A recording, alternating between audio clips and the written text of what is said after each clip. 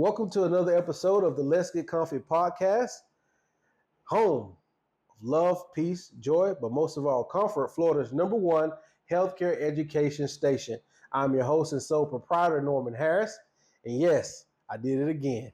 Another special guest, this time a Florida State Senator candidate, Mr. Ben Braver. Welcome to the show, sir. Thank you so much. Yes, sir. And thank you so much for blessing the show with your presence. Such a young individual like yourself. I am so grateful to have you here. But I want the audience, the Let's Get Comfy listeners, to know about you and what you do and some of your accomplishments. Yeah, so I am a teacher in Hillsborough County, 5th grade, the best grade. I'm a science teacher, and I'm running for state senate here in Florida, in District 23. Now, the area I'm running for is District 23, and it goes all the way from Brandon all the way up to Dade City, and then out east of Plant City. It's a huge area, but what it covers is some of the most beautiful parts of the country. Yes. These beautiful pastures, these amazing small towns that we need more investment in. And I just graduated from USF, go Bulls. While I was there, our governor tried to take the private health records of our students, which is a ridiculous breach of human rights. So what I did was try to get a petition started. We got 2,000 signatures in a day. And then we realized that wouldn't be enough because DeSantis would just fire our president if she didn't send in our students' private health records. Wow. So we started to walk out, and we got 5,000 students and educators to walk out of every single university in Florida on February 23rd, 2023. And it was an incredible display of our appreciation for diversity and for our education, and saying that we need our education, we need our healthcare to be private and for us. I got an MSNBC and CNN for that, which was just so I was so proud of that. Yes. And it was great to shine a light on what was happening in Florida. Mm-hmm. Then I became the director of state and local policy for the Young Democrats of America. And when I got back to Florida and when I became a teacher here, I saw how underinvested our students are. Yes. And how much they're just taking away from the future of our state, but not giving our students the opportunity to achieve their full potential. Mm-hmm. And I knew there was one person who's responsible for that, my state senator. And it just disgusted me to see him as our representative. It made me sick to see how he was hurting my community and claiming to represent it. So I had to step into the race.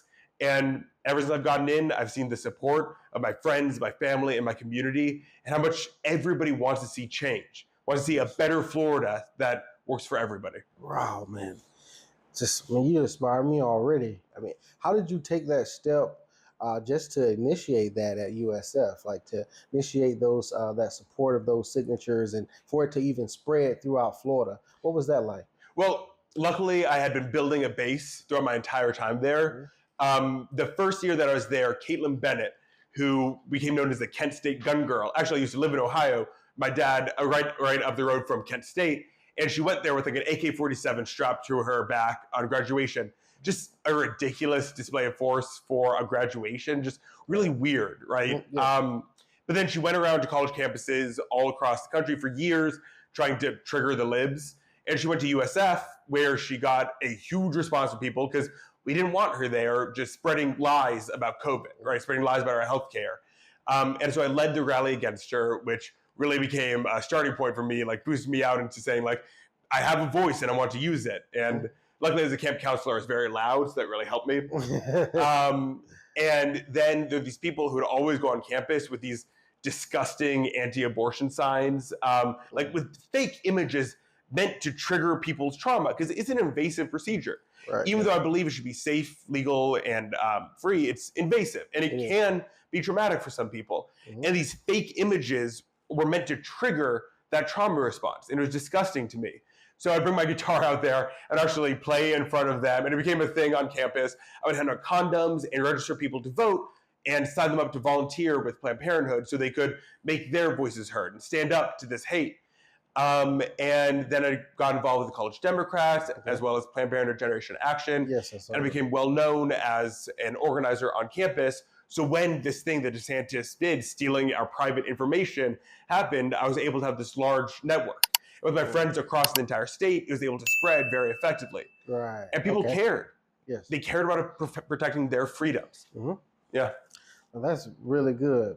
Yeah. That's good. So, and you connected with your other network, and having good associates is always very important as well. So, but with you becoming or starting in the race for a Florida state senator, um, what I mean, you sort of went into what sparked it, but how do you go into seeking that level though?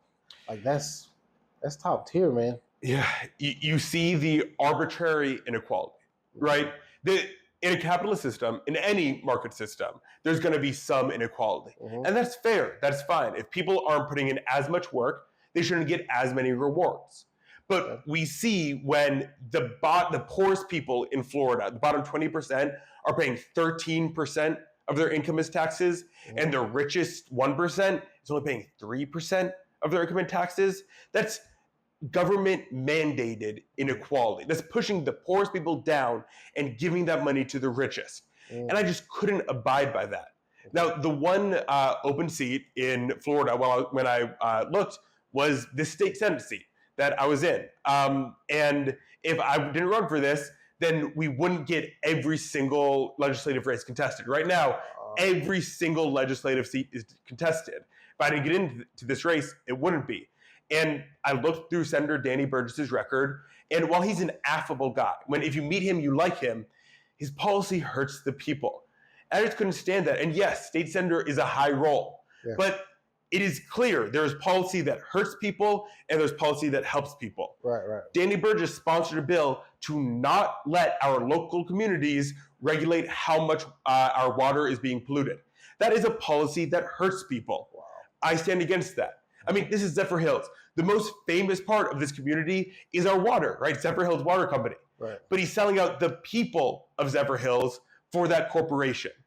And so there are just so many instances of that kind of policy where it sells out the people to these monopolies. Right. And I stand against that at every single turn. And there are great think tanks and great organizations across Florida that propose fantastic legislation that you can tap into, that I'll be working with in order to help the people rather than hurt us. That's wonderful stand that you're taking. So we have to acknowledge, right, because others are going to state this as well, is how young you look. Mm-hmm. And you speak to just your age and how that's not an issue at all, and why people shouldn't question your abilities and your passion. One of the great things that I found is that I haven't found anybody questioning it. And it speaks to a larger problem in our entire political sphere. I mean, the reason President Biden stepped down was because people saw him as too old to serve, right? Yes. And yeah, you can see it at the debate. I was leading I had a watch party. Mm-hmm. And I had some of the most sycophantic Biden supporters ever, right? We're with him 100%. When they saw him, I mean, our souls left our body, right? When we took that first pause, we saw this just isn't the person we want running. In fact, 9 out of 10 Americans said that. Yeah. And then the Democratic Party listened to the people. Joe Biden listened to us and said, I understand that you don't want me to be the nominee. And now we have a fantastic nominee in Vice President Harris and in Governor Tim Walz. And when I talk to people, they say, we want younger representation, because so many of the people in the political scene are so old. And especially with the rate of technological advancement, with AI, just in the past 2 years, we aren't living in the same world that we did just 20 years ago. Just 20 years ago, yeah. And so if you didn't grow up, 5 years ago. Yeah. So if you didn't grow up with that, it's very hard to understand the problems that people are facing today, right? And so we need younger representation. And we should have representation for all people. Right. Diversity matters. What experience you lived in matters to what policy you're going to support and what problems you even understand. Yes. So we need representation for younger people, for people who will live in the world this policy will affect. You're right. And people see that, they understand that, and they care about supporting younger people. Okay, so when at USF, right? What some of the clubs or associations were you involved in? Yeah. I was involved with Planned Parenthood Generation Action, which was a great group. And one of our main points was to educate on safe sex. right? And to educate on a lot of the areas that Florida is just failing in. For instance, it used to be that you could opt out of sexual education, which is fair. If you're a parent who wants to teach your kids yourself or doesn't want your kids in that class, you should have the freedom to opt out of it. But now our state Senate made it an opt-in program, which means that by default, kids don't get the education on how to be safe in their life. Yeah. We know that abstinence only doesn't work because when you make something taboo, kids want to do it more, yes. Right? Yep. When you don't let kids understand the dangers, they don't know the dangers, right? That's why at USF, when the preachers would come in and just say that abortion was wrong and that you shouldn't have any sex, that's a bad way. If you want to prevent abortions, the best thing to do is to hand out condoms. Mm-hmm. That's the single most effective way to make sure people aren't getting pregnant, to hand out contraceptives. But what they're doing right now in our legislature is removing access to contraceptives.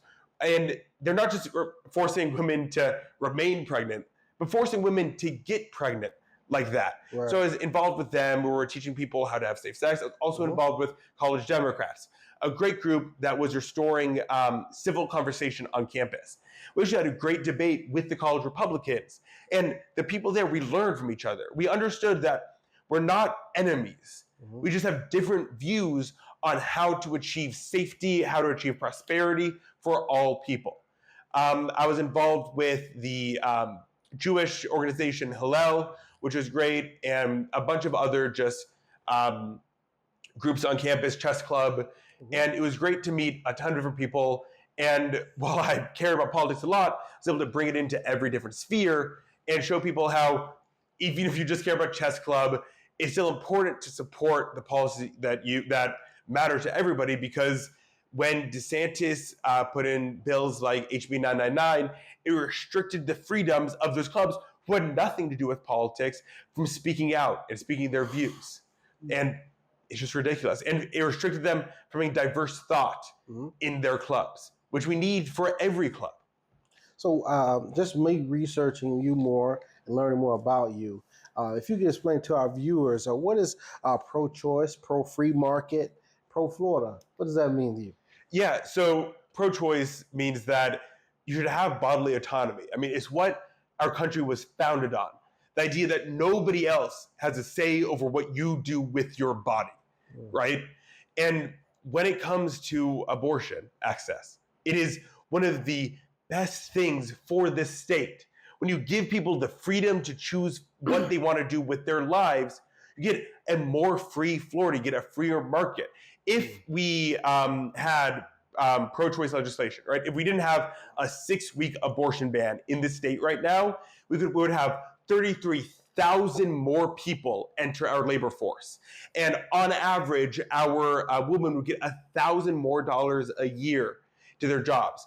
Right now we have the Hyde Amendment in the nation, which means that the national government can't put any money towards an abortion, which is crazy because that's reproductive health care. One of the worst effects of the abortion ban, because a 6-week abortion ban basically is a total abortion ban.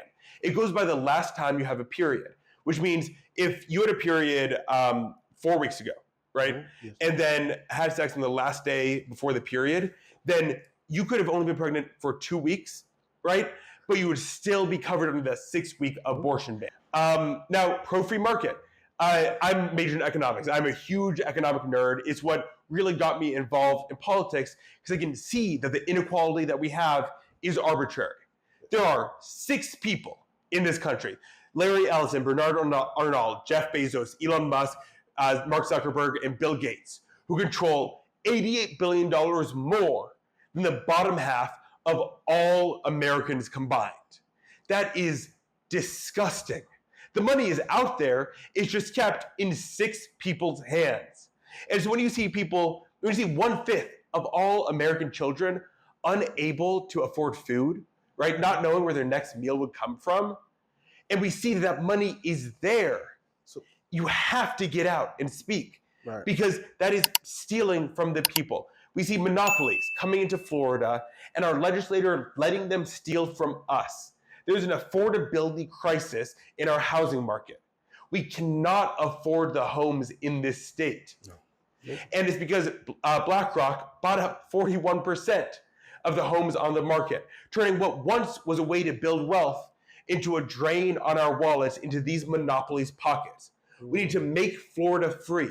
This downtown Zephyr Hills should be a bustling hub of local stores. Yes. But it's not, because big businesses, these big box stores, have stolen the market because they can provide the services for cheaper.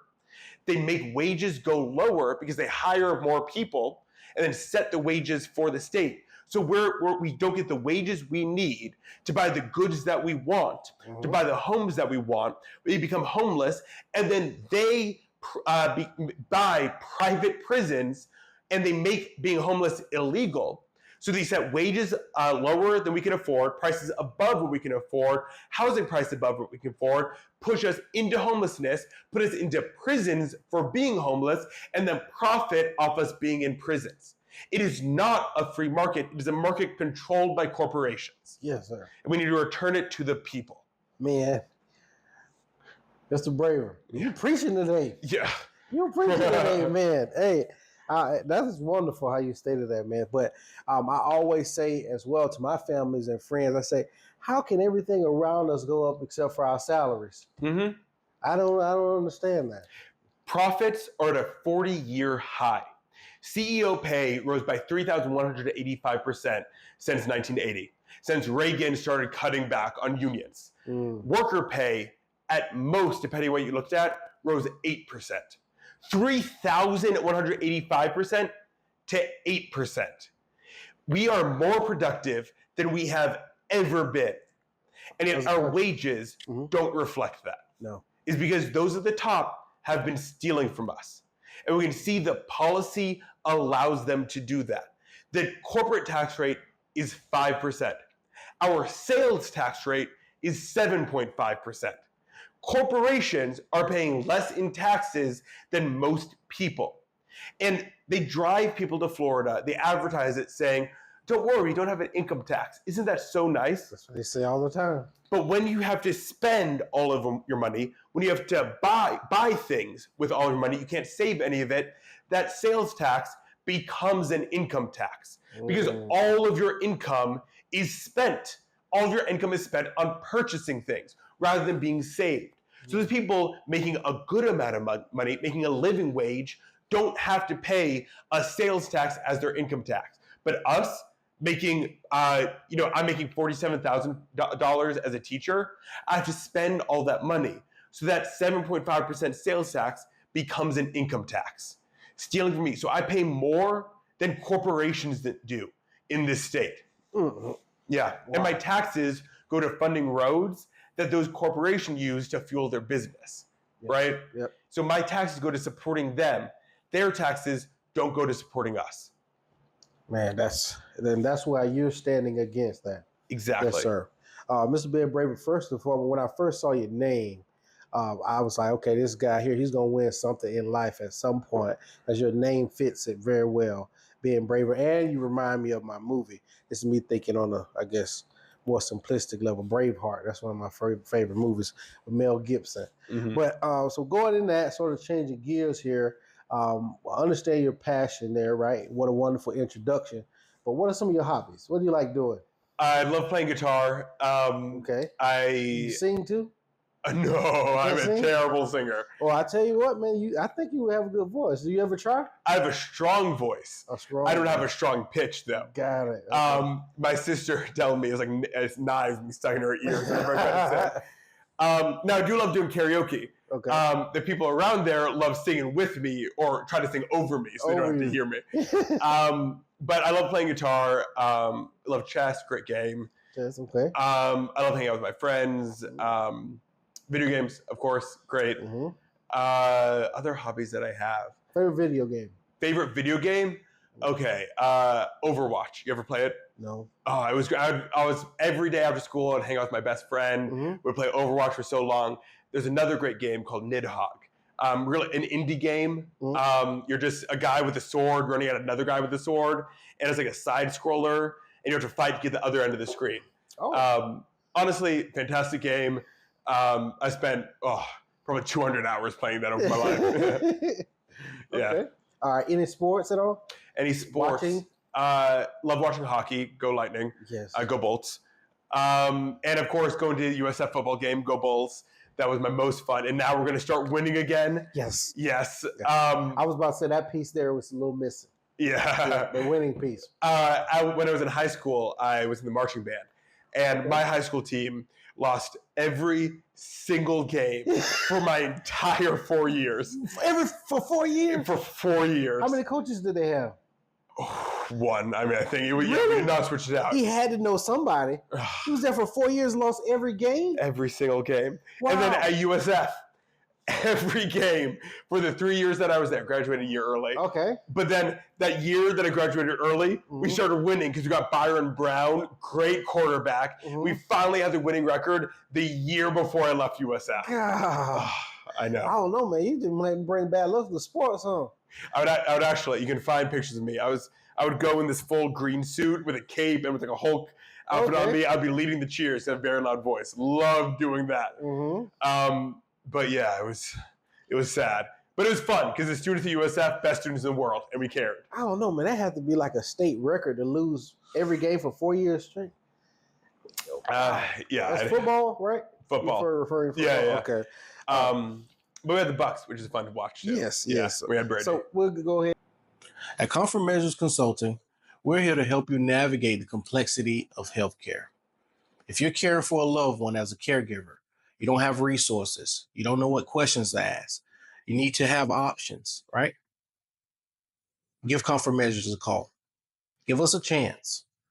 First consultation is free.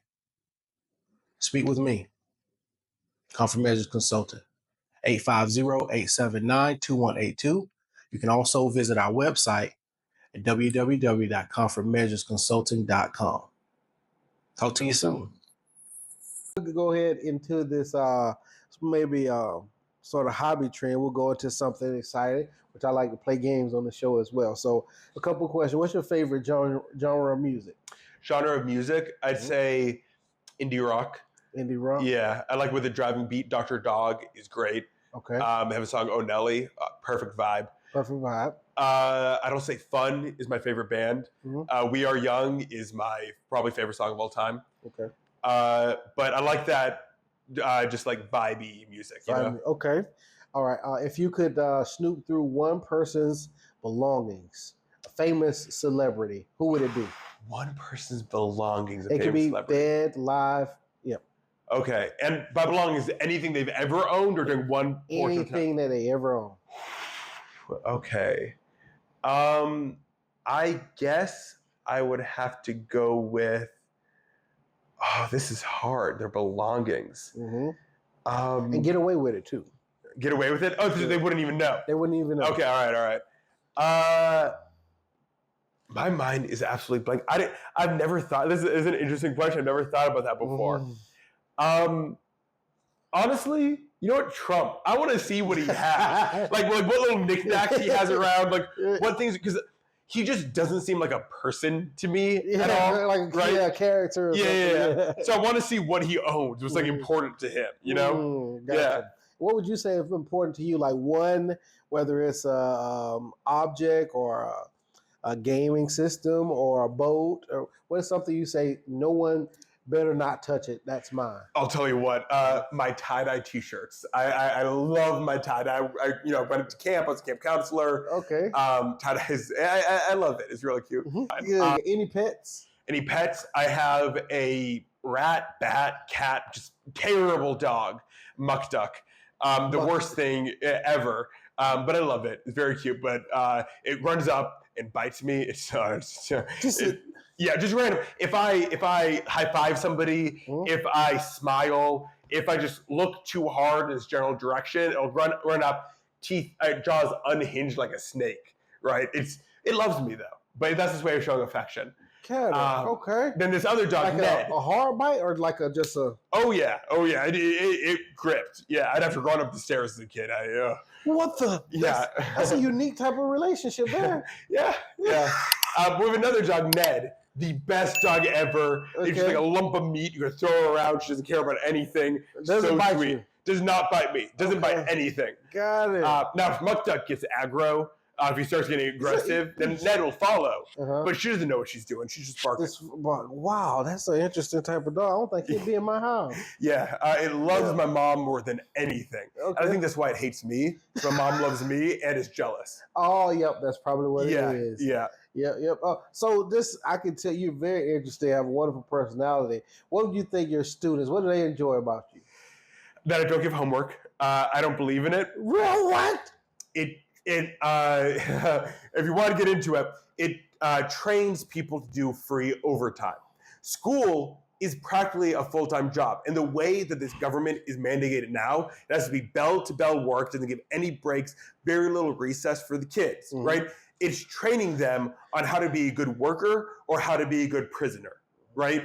The straight school to prison pipeline is real. And homework trains them on how to do overtime. Now, if my kids don't finish work in class, yeah, they should need to finish at home because that work's important for them, right? But I don't give homework because I believe that's wrong. Now, they also love me because every day I go into work and I have a briefcase and I slam it on the table and say, what do you think's in this briefcase? And they really love doing that. And I'm a science teacher. I believe in fostering their natural inquisitiveness, right? If they have a question about how something works, we'll delve into it. Because at this age, they're not going to remember what the DNA stands for deoxyribonucleic acid, right? They're just not going to remember that. Yeah, I never knew it. They're just going to remember how to ask a question and how to find an answer. Oh, right? Gotcha. Okay. And especially with AI, that's what's really important to teach them, critical thinking skills. And that's what our government is literally against, teaching critical thinking. So let me ask, what does your principal think about the no homework policy? My principal loves that we get results and loves that our kids are learning. A lot of the kids come in here behind the state average, and our state average is well behind the national average. And one of the main reasons is because of COVID, they weren't given the opportunity they needed to succeed, to learn the basic skills that they need. But when you foster their natural inquisitiveness, when you foster their want to ask questions, they do better. I'm still like that as an adult. Like you foster my inquisitive nature. That's what I read about. That's what I'm interested in. But yes, for sure. Yeah. So asking you this next question, because you seem very highly motivated. And so you don't need to be motivated by anyone else, do you? It helps. I mean, having a team next to you when I did the whole Stand for Freedom walkout, I was about an MSNBC, right? And it was great. And I told them, I can't come on. One, our entire point is about diversity and how these marginalized people have been attacked. And I'm a cis straight white male. If I go on there by myself, I can't represent the people they're asking me to speak for. Two, the entire point is about diversity and that nothing gets done without other people supporting you and helping you along the way. So I told them, I'm not coming on unless you let me bring somebody else. They said, no, we only want you. And I'm like, that defeats the entire message. So finally, they let me bring somebody else on, Representative Anna Eskamani, an incredible state legislature who is doing the work out in Orlando to help the people. And yeah, having a team along with you, having that diversity of thought helps you. And so that really motivates me when other people are showing how much they care and how much good that we all can do.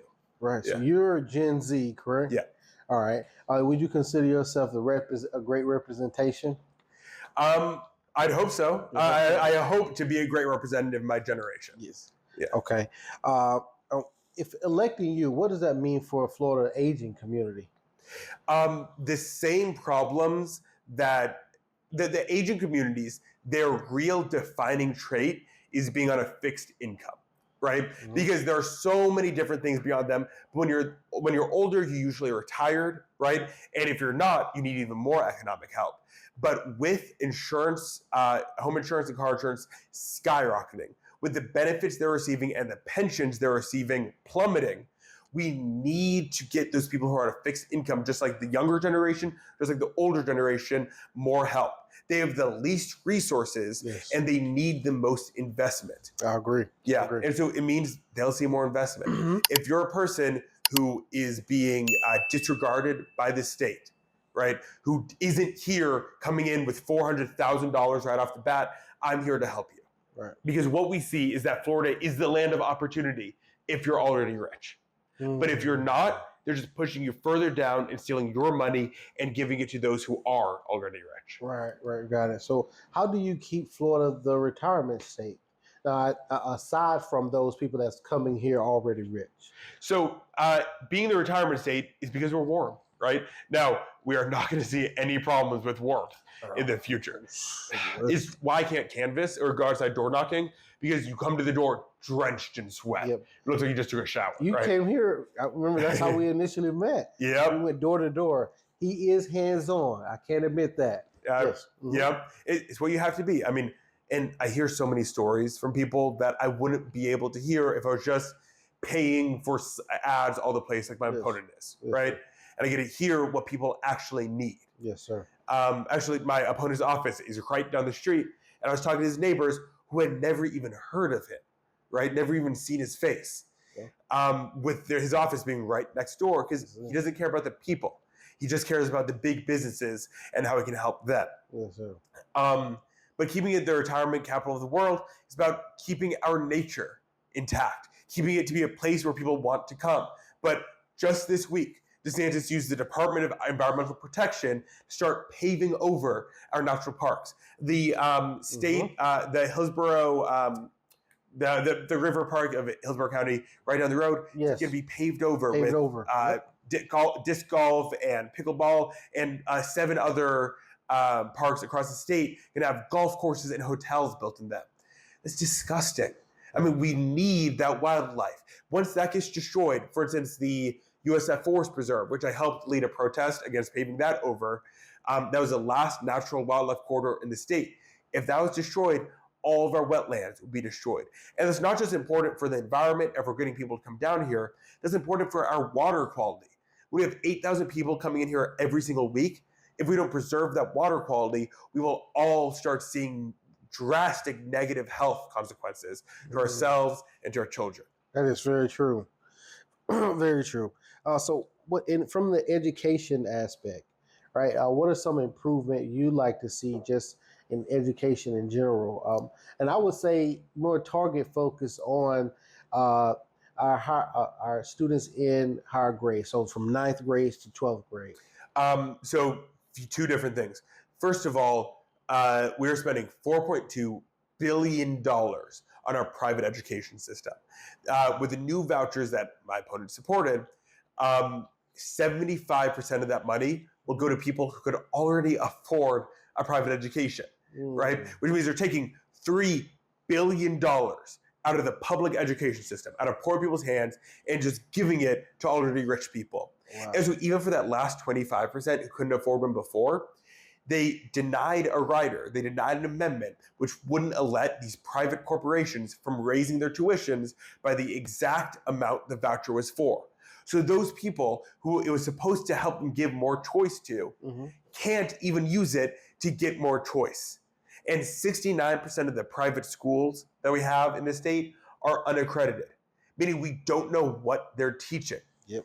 And if we took that $4.2 billion back, gave it to the money the taxpayers wanted it to fund, the public school system, then we would raise the state teachers' pay from $54,000 on average to $69,000 on average, which is the national average pay. We would hire the 5,000 teachers that were missing in this state, and we'd eliminate all school meal debt, which shouldn't exist in the first place. And we'd still have $800 million left over. We're spending more money privatizing our education system. We're spending more money destroying our education system than it would take to fix it. And in our higher level grades, we need more individual opportunities. We need more individual choice. We should give them the opportunity to study what they want to study. Trades. Exactly. Yes, for sure. Because especially in the higher education, in the colleges, they've gone from where a bachelor's degree gives you access to a full-time, good-paying job. They've just become hedge funds that give out degrees, right? And they don't actually prepare our students for the future. We need to stop that. We need to make sure that everybody has access to vocational job training Yes. and to higher education when they want it for free, because you need a bachelor's degree to have a good paying job at this point. And a master's degree is the new bachelor's degree. Yep. Right. You're right. You're right. And I mean, these universities have larger endowments than some countries' GDP. They've just become hedge funds, people to place their money in, rather than places to actually give our kids skills. Yes. And what we see is that you shouldn't need that bachelor's degree, because most of the skills you get for a job, you get on the job. Yep. And we need to make sure our schools are funded to give kids the work ethic they need, right? And the critical thinking they need that employers want to see, not just sitting them through endless boring classes that don't teach them what they need. Right, because I haven't used Pi since 7th grade. Yep. Yep. Things are so specialized. We don't need to learn everything, right? We need to learn, we in the lower grades, yes, you need a basic education. And that's one of the best things our government provides, giving everybody a basic education and a lot. But once you get up there, you should be able to specialize. Gotcha. Now, and I'll just say this, and I'm just going to ask you this question. If our audience here, for our 60 and above audience, right? If they're listening to you right now, what is a strong message you can offer them? We want to expand Medicaid. A lot of people in this state, 800,000 people, don't have access to it. And it's because our state Senate and state legislature have denied federal funds to expand it. And they claim to be fiscally responsible. We don't want to waste the taxpayers' money. We pay our federal taxes. We paid for those services, and they're denying the services that we paid for, right? They're not being fiscally responsible. They're denying the services we paid for. Right. And we need that. We need to make sure that if you're living on a fixed income, that you can stay there, right? That you're getting your pension, you're getting your full pension, you're getting your Social Security, right? The way the Republicans have set up the system, they have broken it and then blamed it for being broken. If we gave people the wages they deserve, right, didn't let these corporations and these executives steal all of our money, we'd have enough money for the Social Security system. But because all of it is being put in these very few people's hands, we don't have the taxes going to it that we need it to be going to. And so our Social Security system will be bankrupt by 2035. And Rick Scott, the current state senator for this area, was indicted on stealing billions of dollars from our Medicaid program. But he's still our state senator. Still. Yeah, he used the Fifth Amendment like over 20 times during those trials. Because you use that when you don't want to make yourself, when you don't want to show that you're guilty for another crime. So he was guilty for many crimes against the people who need their health care. Yeah. He was targeting the most vulnerable people. Yep. And that's what I'm running to protect. I'm running to give everybody access to their health care. I'm running to make sure we have public transportation. Because those over 60, they have to start thinking about whether or not they could drive. But there's no public way to get from place to place. You have to give all of your money to Ford and GM and Shell and BP, who are destroying our environment. And we have to give all our money to subsidizing those vehicles with roads, right? Which means they're subsidizing a private corporation, right? There's no public way to get from place to place. You have to give your money from private corporations. And those over 60 can't do that as easily. Right. We need public transportation because so many of them live in food deserts where they don't have easily accessible, nutritious food. Right. And when you're that old, that matters even more. Yep. So we need to give them access to that through public transportation. Yeah, you can't have proper healing without proper nutrition. Mm-hmm. It does not work. Mm-hmm. So as we wrap up our wonderful conversation here today, definitely enjoyed it. But what's new for you? Some new initiative that you may have coming in the future? I appreciate that. We are doing weekly community conversations every single week at Crate in Wesley Chapel. Okay. Great. I love it because it's one of the few places where they make sure it's only small businesses. Now, right next door, there are a ton of huge big box stores, right? Yes. Places built for cars, not for people. But Crate, you have to have small businesses. Yes. And I love it. So we're supporting those small businesses by holding weekly community conversations at Cafe Zorba every Saturday at 7. a.m. 7 p.m. p.m. Okay. And we are also doing another community conversation every single week from anywhere in Pasco and Hillsborough on my website, benbraver.org, and on all my social media, which is at benbraverfl, specifically on my Facebook and Instagram, again, at benbraverfl. Yes. We are posting where that weekly community conversation will be. Okay. And on my website, benbraver.org, you'll find a ton of different ways to volunteer.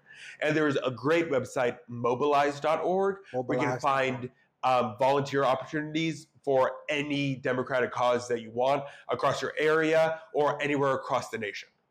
That's really good. I think I want to join at least one of those sessions at Crate. Crate is a wonderful, just a venue, and just them building Crate has been a monument almost here in Pasco County. Definitely off the interstate, like you said, fostering the small businesses in a way where it's generating a lot of attraction to the county as well. There's so much economic development when these Republicans who claim to care about the economy, right? All they do is let monopolies take control of it, which destroys the economy. Small businesses are the way you get a thriving economy. That's a free economy. And even Adam Smith in The Wealth of Nations, the Bible of capitalism that he wrote all the way back in 1776, I think. Even there, it says that you need a strong government to get rid of the monopolies that are inherent to capitalism. That's how it works, right? But you need a strong government to control the monopolies and the oligarchies' control of our economy and to make sure that it is actually free. Yes. You need that balance. But these people don't understand that. They sacrifice our economy on the altar of freedom while they're pushing it down, keeping it in chains, in shackles that are tied to these monopolies. We need to free them of that and make sure small businesses can thrive. Yes, sir. Yes, sir.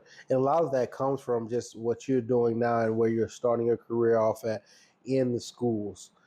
Like you said, removing that vocational, it removed and a lot of entrepreneurs, right? Growing up from plumbing to carpentry work, all of those things were taken out of schools years ago, right? But it also allowed the monopoly to happen as well, with the lower corporations taking over those aspects in business.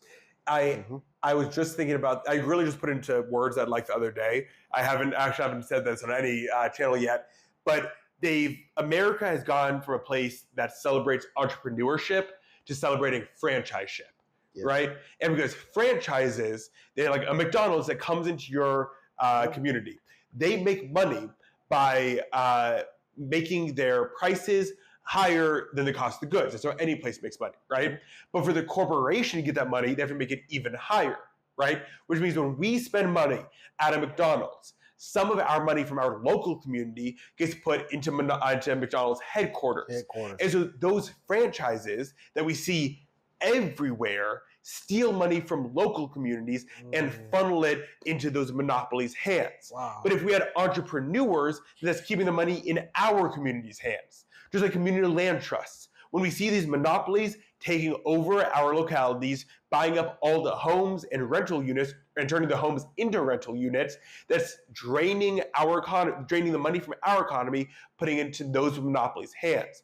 But if our state, which I want to do, invests in community land trusts so that the land stays in our community's hands, that money stays in our community's hands and can be further reinvested in our community, building it up rather than draining it out.